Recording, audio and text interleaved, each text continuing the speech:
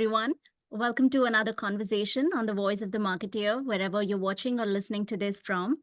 My guest today joins us from Bangalore and is someone whose marketing career has a unique story to tell. Meet Shreyas, a seasoned B2B brand growth and product marketing leader, and currently the head of marketing at Plum, a B2B insurtech platform that's disrupting the whole healthcare and business insurance space. With over 12 years of experience in building and scaling high-performing marketing teams, Shreyas has also previously held senior roles at organizations like Razorpay and CleverTap. Beyond his corporate experience, he has also recently taken on the role of investor, backing several early-stage startups, and I'm sure there are more stories to come from there. But for now, Shreyas, thanks for joining me today. Pleasure is mine. Thank you so much for having me. So, Shreyas, obviously, we're going to talk a lot about the Plum case today because I think that alone has a story to tell, but also your contribution from a marketing perspective. But just before we go down that rabbit hole, I wanted to take a step back and really look at the whole insurance and fintech space a little bit, because when you look at it as a marketeer, you see how notoriously crowded it is. You see how there are so many brands swimming in a sea of sameness, as I call it, because they're offering such near similar products and services, right? But yet, I think Plum has done a fantastic job of really managing to stand out with very bold strategies, a very bold approach, and also creating a sort of distinctive brand voice, if I may. So I do want to kick this off by talking about what your current marketing approach today with Plum is. Like, when you guys have an idea as a team, how do you actually sit down and say, is this great? Is this not good? And if it is great, how are we going to approach it? How do we stand out? And I just want you to talk to me a little bit about the creative process, let's say, of how you manage it as a team today. Okay, when I joined, Plum already was kind of, I've been here 3 years, by the way, and Plum was already kind of early days, but they were still enjoying a little bit of goodwill from the market already. So I hopped on to that. But one of the things that's always been true for Plum is, of course, we are a fast-growing startup. So about 70 to 80% of my job is still driving pipeline and revenues and things like that, right? I can't shy away from those responsibilities. A big chunk of my day, a big chunk of our budgets, a big chunk of my team's responsibilities are largely there. But much like how we think of personal investments, there's a debt and an equity. There's a predictable, repeatable component to this, the part that you play safe and you try to drive as much predictability to it as possible. But like Rory Sutherland says in Alchemy, there's a lot of magic to be done, in the other side of things. But so the 20% is what keeps my job interesting. It's what's given us incredible returns, right? And I'll start by saying, like you said, we are all caught up in a sea of sameness. Insurance has typically been a really not very well liked industry. People don't really see it as a space where there's a lot of creative effort. So we had that opportunity, and thankfully, the people I get to work with on a daily basis, the founders at Plum, people in the business teams, we collectively gave ourselves the affordance to try a few illogical things, try a few unreasonable things, whether it was saying, hey, we're done with the blue and green logos. So when we did our identity, we were very clear that we didn't want that. We didn't want a mnemonic of a fruit because our namesake is a fairly popular skincare brand as well. So these were just small things that we knew that, hey, a typical person who's a decision maker for the kind of products we're selling, they're inundated by a lot of touch points, emails and ads, and a lot of that every day. And we are not competing against other insurtech players. We're not competing against other brokers. We're in effect competing against everything else that's happening in their lives, right? When we post something and we want them to be informed and delighted by the content we put, you're in effect getting 5 minutes of their mindless scroll time on their Uber way back from work, right? You're not really getting, unless they are in the market and they're very clear about comparing solutions, the chance of us delighting them is very, very small. So you're effectively competing against everything else that's grabbing attention in their lives. But that's led to things like writing a book, building a card game, um, doing insurance through ASMR, all these creative bets, which have paid off really, really well for us. And they weren't very expensive. They weren't very capital intensive efforts from our end. And now the team's got a whiff of things, right? Early days, I would be a lot more involved. The team's now got, they're building this very strong muscle of thinking creatively, thinking out of the box, trying to clear the clutter, stay away from the sea of sameness. So my job largely has gotten relegated to just being a prover. They come to me with a plan. It's very significantly better documented today than it used to be 3 years ago, and I just have to say, go ahead. And when I get to speak to folks like you, I get to take all the credit for it. That's quite modest, to be honest. But maybe just double tapping a little bit into something you said. You did mention some of the campaigns that you've done.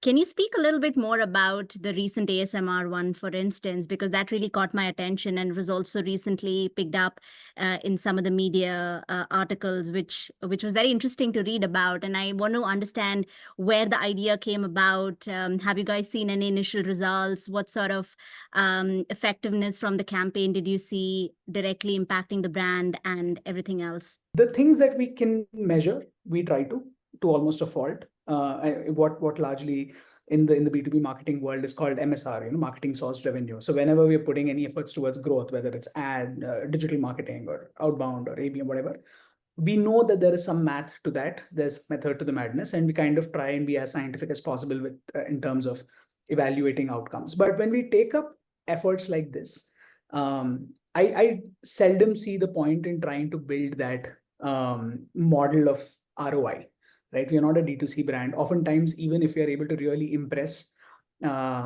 people, blow their minds even, they are not really in the market in that given month or in that given quarter to make a business decision. As is the nature with insurance, it's possible that we do something really impressive today, but they are going to be in the market next March. So I'm just taking shots at building fantastic reach and recall, and we internally think of this as reach, recall, and riz. We really want to impress people, so we'll take multiple smaller shots as opposed to going all the way out. So I'm not unlikely that we're going to hire a Bollywood superstar to be a brand ambassador anytime soon. But we want to take these smaller creative shots just so that we maintain that top of mind recall. We are able to really associate ourselves with nicer things around the workplace. We typically, as a brand, we don't show an injured person, right? We are not the type of brand that's showing a photo of someone who's deceased with a garland around them. We don't do these things very, very intentionally. We often want health and insurance and healthcare and employee health to be thought of in very positive light. So we want to take these delightful approaches. So ASMR came from one such thought. Credit actually to Digant from the team. It was his brainchild. He brought this idea up, saying, "Hey, his YouTube feed was full of a lot of ASMR recommendations," and he said, "Hey, insurance. People keep complaining that insurance can tend to put you to sleep anyways. It's not the most interesting thing." So we literally did that. It started from a point of saying, let's read out an entire copy, an insurance policy, which is usually very, very long. It's a lot of jargon and it's boring. Let's see if this can actually put people to sleep.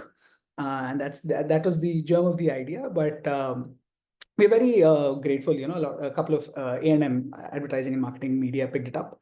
I doubt it led to any. I highly doubt it led to any revenue numbers or pipeline or leads or whatever. We didn't even have like a lead magnet at the end of it. It was just we were just having fun. And fundamentally, I think marketing should be fun. The team should get to have those, activities and campaigns that aren't really tied to a very hard numeric goal. And so the 20% of the things that we do, we have an idea of what it might lead to. For example, in this case, it was, getting some A&M media coverage or some website traffic and whatnot, brand search volume. But I wouldn't really obsess or worry about what it means bottom of the funnel for us. And that will always be true as long as I'm here. Wherever I go, I don't want to obsess about marketing, everything in marketing driving all sorts of numbers. Interesting. But tell me, Shreyas, just given the role that you have at Plum, and often as marketing leaders, there's also a little bit of a tension that you are straddling, right? Which is between any return-based effort like digital marketing or growth hacking, for instance, and then you have the other side, which is more creative brand building initiatives. How do you, as a leader, then sort of strike that balance between the two? Because you are still accountable for some amount of numeric-based performance, right? Absolutely. And that's that's mostly my bread and butter. Right. I come from that background where you want to make sure that the sales team's appetite is met on any given day. They're not short of leads to go after. They're not short of pipeline. And my first job when I joined 3 years ago was to build a team that's effectively ensuring this repeatable, predictable growth. So today I doubt we spend as much as some of our competitors.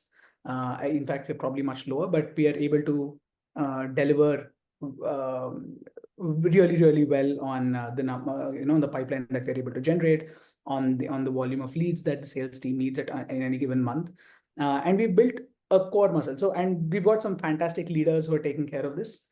They've been running the ship very, very well now for a couple of years. So I get to breathe easy. I get to just chat with them and do my periodic check-ins on how things are going. But for the most part, it's down to almost a science. It's very predictable. We haven't seen a quarter in the last couple of years where we missed our targets by more than 5 to 10%. So that's very encouraging, and it allows us to focus on those 20%. So my time, our budgets, our team strength, our focus, our meetings, almost everything is in a way split in that 80-20. So we know 80% of our efforts, time, budgets, teams, intent is going towards some form of revenue generation, whether it's acquisition pipeline based or retention based efforts. And we can't just have fun. Obviously, this is very crucial and critical to what we do. But another 20% is where, and 20% is plenty, by the way. Like it might seem like it's not a lot, but 20% is often plenty. There's a team who's constantly bringing wonderful ideas to the table. There's a budget that we allocate towards just making those high equity bets. And those have, in a way, paid off really, really well for us. And by that, I'll not say they paid off in terms of revenue. Again, I'll clarify. When I want to have a conversation with a CHRO, or the salesperson wants to have a conversation with a CHRO, you can't just go and say that, hey, how are you thinking of employee benefits? I want to sell you insurance. They're done. It's boring. They've been with someone for 5-6 years, someone who's been in the business for very long. And if we sound like everyone else, then we are no better than everyone else. That's a very core tenet of how we look at marketing. So we have this thing called a logo mnemonic. So if we take anything that we produce and you switch our logo with one of our competitors, then it's not good enough. You have to be better, whether it's content, an ad, whatever it is. So we have this swapping the logo mnemonic that we constantly follow. And that's the last check that happens before anything gets shipped. But let's take a book, let's take Humanize. Right. It's been a sister publication almost for us, but we've been building it in-house. Wonderful people who've been at the helm of affairs here. I mean, topics like that have allowed us to have sideways conversations, ingress points with CHROs. Right. We found people who are very keen on addressing DEI. People who are very very curious about what other companies are doing in terms of inclusivity, in terms of even smaller efforts which don't go a long way. But we were publishing content around that, and when the salesperson goes equipped with a copy of this book, or with our data report, our annual flagship report that we publish, or even a pack of our card game. It's called Cards Against Work, by the way. It's march to Cards Against Humanity, but obviously that's not contributing revenue. But when we go to a customer or a prospect with that gift in hand, it kind of builds a very positive model. It allows us to have sideways conversation. It allows us to have in a sales setup, a water cooler conversation, right? And that builds a great deal of repertoire for us. It builds a great deal of trust for a company, for a prospect, and hopefully, and you'll have to check with the sales team in a separate conversation sometime if it's actually proving to be effective. But I think it is. Interesting. And maybe speaking of trust a little bit, as I know your core has been B2B for a while, but just sort of pivoting to the whole B2B2C marketing model, which is super pertinent in the case of Plum, that all the work that you're doing. Tell me, what has been the most challenging thing in getting this model right, especially when you're looking at multiple personas at the same time? We are like born vita, right? In the sense, the parents usually choosing the beverage for the child based on some televised ads. The child usually doesn't get a say. I'm not trying to infantilize the employees because they often tend to have a very strong voice, but um, they are the users, right? At the end of the day, the HR, the people success team that's usually make this decision invariably has all the right intent. They've been haggling with the finance team and the founding team to find the best suite of benefits for their teams. But unless the the employees actually have a great experience, they really start valuing these benefits. Uh, they can't go back to their people success team and become advocates of Plum, right? And it won't happen, right? It doesn't happen organically. It seldom happens that a whole bunch of employees have gone to um, their HR and said, "Hey, can we please retain this catering vendor, or can we please make sure that this broadband operator we should retain?" Right? You don't say these things because it's almost taken for granted. And in the nature of commoditized business, our greatest promise is a service that doesn't break, right? The smoothest of experiences. You don't tend to go out and give testimonials to your LPG service provider. Why should you do that for your insurance? The default expectation is that it should just work. But that's unfortunately not been true. For the last many decades, insurance has been a very broken experience, especially for employees, and it's been a tumultuous affair between the HR, the employee, and the insurance. It's been a very broken experience. So when we started building on that, um, it showed great results, and thankfully, the employees who had an experience with insurance in the past were able to clearly see how much of a difference we were able to bring. So we tried slowly and steadily to bring advocates out of them. Now we really want them to get healthy. We really just honestly, that's the whole value proposition. We want them to get healthy. We want them to avail preventive health, offerings that Plum has to offer, primary health whenever the need arises, and episodic or critical care whenever they need it, right? So a big part of it is awareness, influence, incentives, a lot of that. So we're building all the products, but unless they see value, they utilize it. And they go back and tell their HR saying, "Hey, I love this experience. So please make sure you don't switch." By the way, insurance in B2B is a high churn industry, and we've beaten those odds with a healthy margin. And that large part of that credit goes to this. But we've got an app. So within the larger B2B marketing function, there's a dedicated team that's focused purely on B2B2C. So once a large corporate or even a small company onboards Plum, we now try and enable, empower, equip the employees as well with a very strong onboarding process and activation process, making them fully aware of what's available to them. And this has to be creative as well, much like how I was battling for the attention against everything else happening in their lives. Now I'm doing it at scale, right? Just because I found some space on their phone doesn't mean I can go out and I can abuse that right. So we try to be as delightful as possible even there. We try to cap the number of times we have a touch point with them, because it's health after all. You can't be too intrusive. So yeah, thankfully that's been a very effective model for us. So B2B2C, thinking about this very distinctly from the larger B2B focus that we have, didn't come easy to us, wasn't natural. But again, the team gets all the credit. They were able to switch off that side of their brain and focus on, hey, here's individuals, here's data, here's behavioral patterns that we are seeing. and close to 600,000 lives now. So we are not playing small numbers anymore. I don't think we have the affordance of learning at expense of a lot of experimentation. So we're fairly confident that we're building the right models here. I do want to take a hard right, Shreyas, because something you said really struck a chord with me, which is the team here, right? You are obviously only as good as your team, let's be honest, especially the kind of work you're doing, and the kind of work you've done in the past.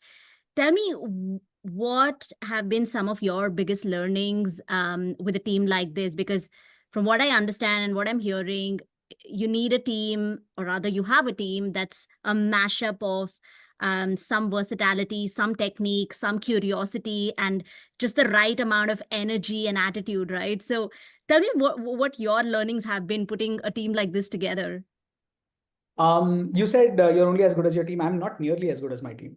I'm these bunch of people constantly like inspire me, and I might have experience, and you can't tell, but I have a few grays that I've earned. But I'm constantly inspired by what they their approach, their appetite, really, their curiosity and their appetite, their absolute zeal and enthusiasm towards doing something right and doing something different. It's constantly at balance, and folks in my position often find it challenging to deal with Gen Z, because there's some baggage associated with the new crop of people in the workforce. But I love their energy. I think they're very they know what they want, and they demand it, and they put in the effort to command it. So it's very impressive. Their ethic has not been anything short of amazing. And they're not shy to seek out resources that would make them better. So I'm putting this team together didn't happen as a very intentional design, right? I'll be honest about that. It was just wonderful people who started seeing some degree of familiarity and some degree of relatability to what we were already doing, and they reached out. The one thing that will always be true for us is we want high agency people, because it's a startup. Things are going to break. You can't always necessarily be dependent on others to make sure your work happens. So you're going to have to find that honest balance, and maybe pull up your socks and do a few things yourself. Every single person in this team has passed through that test. They will not complain. They're very adept at shipping. And they've all, I do have to admit, this is probably coming at the cost of a little bit of heterogeneity. Because there might be like a bit of a hive thought coming in. All of us come from similar backgrounds. There's a natural bias of mine and everyone else that's seeping into this process. But this group of people coming together and being able to create magic on an everyday basis, it's super inspirational. And that energy, I think sometimes it's almost like this college fest, where everyone comes together and they're trying to push something one day. The last night prior to something being shipped, they're in the office with their pizzas. But on most days, they've also started having a certain sense of maturity towards work. They're able to predict, and they're able to plan, they're able to strategize. And majority of these people are under 25, right? But they're really good at their jobs. We've always said, do work that you're proud of. So the bar is almost always very, very, very high. I 100% am confident that I would not clear marketing team interviews that happen today. I would not be hired at Plum if my team was interviewing me. And that bar has always gone higher and higher and higher. And I think that really makes a big difference. So in terms of not just size, but density, I think we're only getting better. And it's showing in their work, it's showing in their ideas. This is going to get doubly, triply more exciting. And what is possibly the one non-negotiable skill that you look for when you're hiring for your team? You have to be a good thinker. And I'm not saying you could be in the growth team, you could be in the digital team, you could be in the if I throw a problem at you, and invariably, most of our interview rounds are case study based rounds. We put live cases. It's on the spot thinking. And if I can't see you thinking on your feet, if I can't see you thinking very instinctively, first principles and whatnot, I would not be very, I wouldn't be very happy with that. I need you to be a good thinker. If I say that, hey, and oftentimes with marketing that happens, right? Like if I ask a candidate, for example, a fresher, we were recently asking, who do you think would make a great brand ambassador for Apple? Don't jump to the answer. Tell me how you're thinking through this. Tell me why even Apple needs one, or even if they are approaching one, is it opening up a new market segment for them? What it's really solving for them? Is it for a specific line of products or just the iPhone in your mind? But there's this rush to answering because you've had these models that you've grown with or some things that you've seen. And if you instinctively say Virat Kohli, then I'm sorry, it's not going to cut it. Like maybe the answer is him. I don't have that. I don't work at Apple, but I really want you to think right. The second thing I wish I could, and we're learning from some of our mistakes, culture check, a culture around and a vibe check is almost always imperative. Like sometimes you just want to work with people who you know are going to be able to work with the others in the team, are going to add to this team's value. And I'm not, it's not a functional thing. And I know every company says culture fit and everyone's got their own barometer and their own measure for this. But I just generally like high good energy people. And it should feel like you're in this because you really enjoy this work, you're enthusiastic about this. It's not a dull dead end job. I'm sorry, there's better places probably to give you that stability. This is going to demand a lot of energy. This is going to demand a lot of creativity, and this is going to demand a lot of appreciating others' creative ideas as well. So these things become non-negotiable. You know, in the interview round, during the bar raisers, during the final few checks, the technical skills are almost always checked by the hiring managers. But if I'm getting in, or if one of the founders are getting in, we invariably have to check for, will everyone else enjoy working with this person? And it's a kind of a je ne sais quoi, right? Like you can't really put a thing on it, but you should really enjoy working with this person. And thankfully, most people we interview have that. Most people, everyone who's a part of the team obviously has that, which is why our offsites are a lot more fun. Okay. On that note, tell me, Shreyas, just looking ahead, at the whole insurtech and the insurance slash fintech space, what are some of the things in marketing that you're most excited about? Channels, tactics, ideas, formats, what have you? I'm sure you're somebody who usually has a pulse on this stuff, so I'm curious to hear your take on it. Yeah. Look, everyone's been talking about things like omnichannel marketing. I come from CleverTap. I spent a few years there, so obviously, really analyzing your customers' journeys and optimizing optimizing for their behaviors, segmenting them right. There's a lot of this data and scientific approach to doing this. I think that's just, if your fundamentals and your foundation is great, these are great ways to kind of amplify returns. It could also be, automated bidding for ads and a whole bunch of those things. But fundamentally, I'll go back to, things that David Ogilvy said, right? Things that, maybe even Mad Men. There's fundamentals about marketing that aren't really changing. What's really happening is things are making us more efficient. Things are making us more prudent. Things are, all these technologies that are coming in are making us faster and quicker and all of that, but not necessarily changing the nature of how we think of marketing, because that's still a human to human connection for the most part, right? But just in the same spirit, very excited with what AI can do. Gen AI, obviously.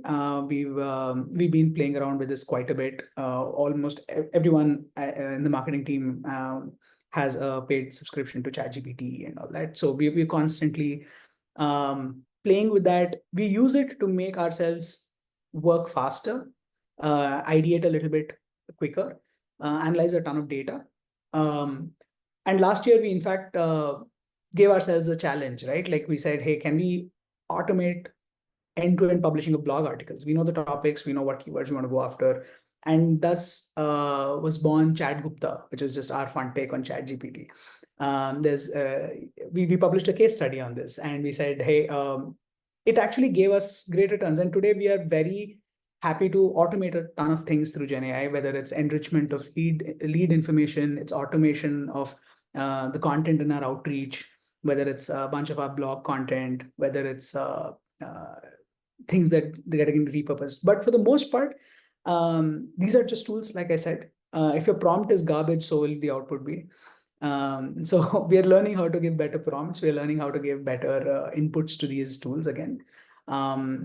We Humanize is fully almost using Midjourney, for the featured images. So we kind of are finding ways to optimize. So this has been very exciting for us. It's like a shiny new toy that we don't really know how to play with really well. I'd wager we probably do it a little better than a few others, but there's so much more to do. But where it'll get really interesting is because the SDR function also reports into it. The PDR function and the SDR function rolls up to marketing here. They would be, I'd love to see what this can do for them. Can it really make them a lot more efficient? Can it make their outreach a lot more better?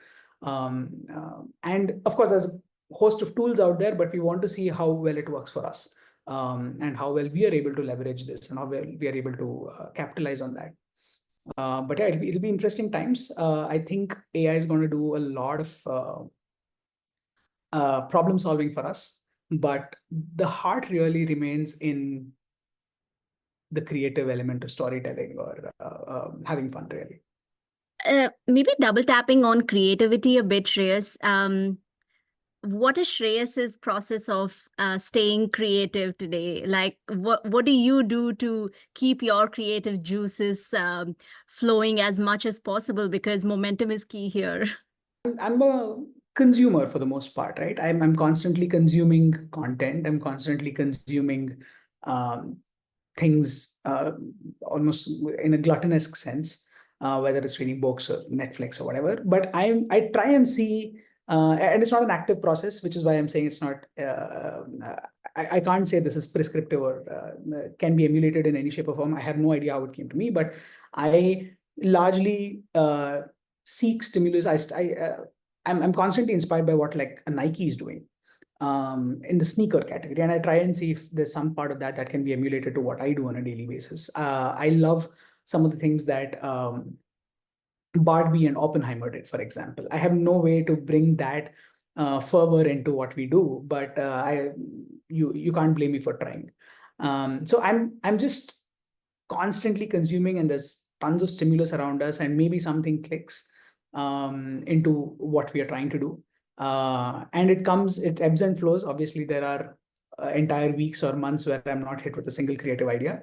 I wish there was a method to my process. I don't think there is. I'm just fortunate, I suppose. But early days it used to come from watching a lot of cartoons, which I still do. Yeah, and now I'm doom scrolling on Instagram sometimes, or YouTube shorts, and something might pique my interest, and I'll immediately DM folks in the team saying, hey, here's a silly idea, maybe we want to try it out. And thankfully they humor my my messages. I think it's been working okay that way. But I don't have a process to this. I wish there was. I'm curious a little bit more on the whole brand marketing side, Shreyas, which is obviously in some shape or form your forte, given all the work you've done with Plum. But tell me, if you were to really flip brand marketing on its head today, what would that look like? I don't fundamentally think of myself as a marketer, I'll be honest. I'm just a head on shoulders, and I enjoy what I do. And thankfully, it's delivered some results. So Abhishek and Saurabh at Plum are happy to let me keep doing this. And I enjoy this, so I keep doing this.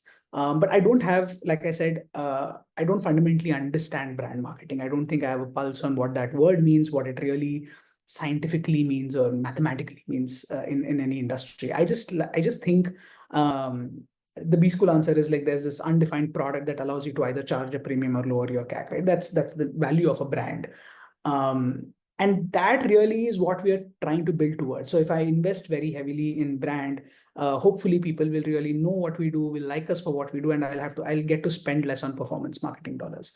If we are able to put ourselves in a very nice place in terms of brand, hopefully we'll not get compared to inferior products or competitors. We get to charge a premium, and if we establish a really good brand position, people will not look forward to moving out of Plum, right? So they look forward to staying with us for a long term. So the brand's got these intangible, perhaps, but sometimes tangible values, but it's not always measurable in my view. It's what's making everything else in marketing that much better, or everything else as a growth function that much more effective and prudent. It started very honestly with a thesis doc. Through a bunch of conversations I had the opportunity of building out, and it's very clear about who we go after. For example, at Plum, we are always very clear that we'll not go for cheap laughs. We don't really do memes. You can scroll through our LinkedIn and you'll seldom find image macros, as they're called, right? You won't find them. We are not going for cheap laughs. Every single post has to be informative and delightful. Otherwise, it just doesn't go out. We try and address the smarter, more intellectually capable people within our ICP audience. We are not going after the junior-most people because we fundamentally think success percolates as opposed to climbs up. Right? So there's an aspirational quantum quality to what we do. In a world of Marutis and Rolls-Royce, I'd like to be a Mercedes. I'd like to be in a world full of Batas and Valentinos. I'd rather see myself as a Nike, because fundamentally no one says no to a second pair of any of these. But I think there's a small aspirational quality to what we sell, to what we do. And I'd like for people to want Plum. And that really makes a great big difference in how we perceive marketing. It's not just about, hey, can I reach the right person at the right time of intent? That's just solving demand creation and demand generation and demand capture, right? But it's not really solving for inbound, as it's known. What does it take for them to want to work with Plum? What does it take for a large org, small one, to say that, hey, I think these guys are safe. I think these guys are reliable.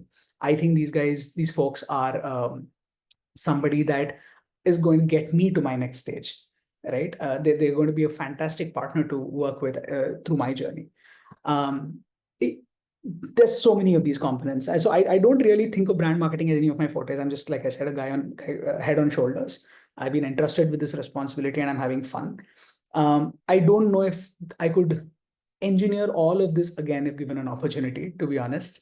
I don't know, because kind of things fell into place here. But what I'll always believe is you can't put so much lipstick on a pig, right? The biggest brand team Plum has, or I get to take again credit for, is the customer success team, is the people, the hundreds of folks who deliver a fantastic experience, the smoothest, most empathetic experience to people who are otherwise in a bit of a crisis, right? They're hospitalized, they're in an emergency situation, they're going through something perhaps not pleasant.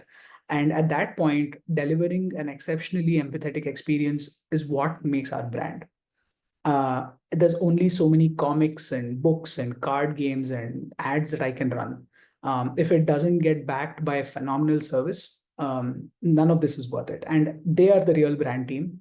They are the real folks who are helping us grow. That's the real NPS.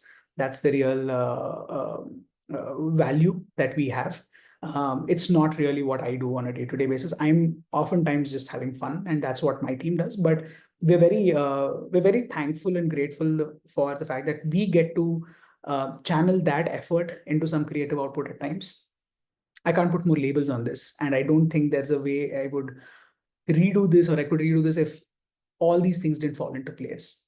Maybe just to wrap this up, I do have one last bit to pick your brain about, which is, Just looking at all the stuff that you've done with Plum and all the stuff that we've discussed in the past little under an hour now, there's been a lot of unconventional bets that you've made and your team has made collectively, right? Um, as a marketing leader, how have you balanced all the other risk factors that usually come with so much unconventionality, let's say, especially managing expectations with the leadership or managing expectations with other adjacent teams that are, as you said, heavily reliant on you and your team? How have you managed that risk? Because that can't have been easy. I wish I could take credit for this. No, it wasn't tough. Companies kind of pigeonhole and put these titles on themselves. We are a category creator and we are an innovator and a disruptor. I don't know what we are. Like I have no, I don't know where we put ourselves. But for the most part, we knew that we were trying to change the narrative in an otherwise not very high on trust industry. So we knew we had to take creative bets. We couldn't have ever shied away from that. And we are all, if you think about it, we are not still there, but we are all kind of products of the ZERP era, right? So we grew up wanting to take creative bets. The budgets and things were always there. Now all we had to do was apply some of our sensibilities on saying, let's A/B test something with a smaller cohort before investing more. Let's try things out a little bit with a smaller group before we invest any more. And that's the scientific rigor that we brought to brand processes. So today, for example, when we're working on our second book right now, I hope your audience and everyone else is really has a good time reading it. But it wouldn't happen in isolation. We obviously want to talk to people before. So we did a whole bunch of research. We called a few people, said, hey, we're thinking of something like this. Would it make sense to you? Would you be interested in something like this? Would you want to contribute to this? So there's a bit of primary, secondary research that now goes into even these brand activities. There's a little bit of A/B testing that happens there. We'll actually launch something with a different title that doesn't actually exist and just see the traction. If it's kind of finding a lot of favor, then maybe we'll go back and invest in it. How we understand distribution a little better. We understand creating content for the right ICP a lot better today than we did 2 years ago. It's still, of course, a learning process, but we are able to bring some degree of our growth rigor, that method that we've always employed on running digital marketing ads or ABM efforts or whatever, to a little bit of brand today. And we understand numbers better when it comes to brand and outcomes and KPIs. So we are able to take those measured bets, but I'll always want to do more things that just don't make sense. I'll always want a nice, sweet budget for it. Thankfully, I'm able to carve that bit out from my larger budget. But the my peers in the org, the management, I think they also like having this fun, right? Fundamentally, they're not opposed to it because they also think that there is inherent value to this. So thankfully, we got along on that foot, and we are able to constantly build these fun things together. But had they been the kind who are very ROI focused, I don't think I would have enjoyed being here. Neither would I have gone ahead and done these things. But I'm very grateful for that general opportunity, the environment that allows me to have this fun. Yeah. And I wish more marketing teams and leaders and even founders allow themselves to take these bets, because I think the bar has to go higher. We just got fortunate, but when Rocket Lane does a rap video, right? It's so bloody interesting. It's so fun. Then that's kind of taking this up a few notches, right? I want to see more brands. I mean, we all looked up to say Freshworks running a blimp. We want more brands to take these creative efforts. We want people to spend without looking at returns. And I hope the ecosystem, the financial macro ecosystem, the business realities, the industries, all of these drive that affordance for companies. I got to have this fun at Razorpay, at CleverTap. I just get to do way more of this now at Plum. So yeah, I'll keep doing this for as long as I work.